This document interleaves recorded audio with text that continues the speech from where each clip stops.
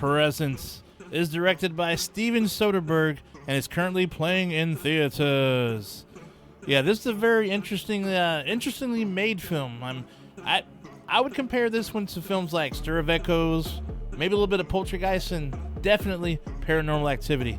It's a ghost story, if you will, about a family who recently moved into a new home for a fresh start after their daughter's best friend dies unexpectedly.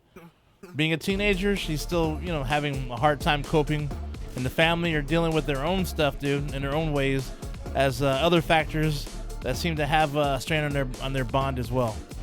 Now, where the ghosts or presence, I guess you could say, since that's the name of the movie, right?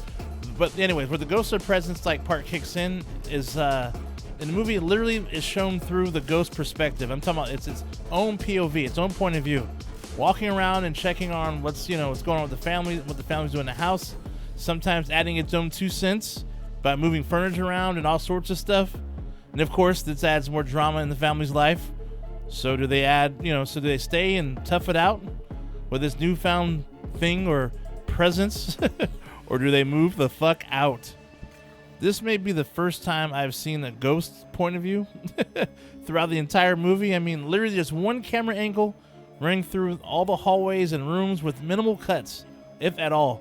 And the movement was very smooth. I mean, almost like they may have used a drone for this, but I don't know for sure, so don't quote me on that. But this is a more story-based kind of movie with very minimal, if at all, any blood. But the story on itself, though, was really good, though.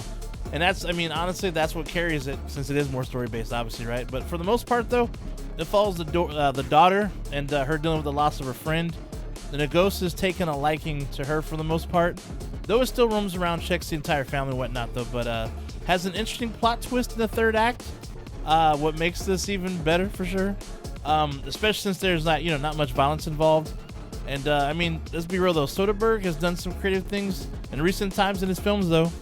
Remember in 2018, he made a film called Insane and shot entirely with an iPhone. On an iPhone, dude. And the movie, to me, the movie was alright, but the fact that the dude shot a professional film on an iPhone is pretty crazy. So he's not a guy who's not afraid to try new things, which is cool. I feel this movie is way better than Insane, though, so I'm going to tell you that right now. The story is way better. Pretty satisfying ending in comparison, for sure. But what I enjoyed most about this film is since it was one continuous shot for most scenes, the actors had to be on their A game, or they'd have to do the entire scene all over again if somebody messed up, which I'm sure probably happened at some points, though. But yeah, man, I almost felt like a play. Because, when you're watching a play, ain't nobody stopping and messing up. They just keep going. So, yeah, kudos to all the acting and whatnot, though. Great performances, dude. Awesome stuff. So, yeah, I definitely recommend this one if you're fans of ghost stories.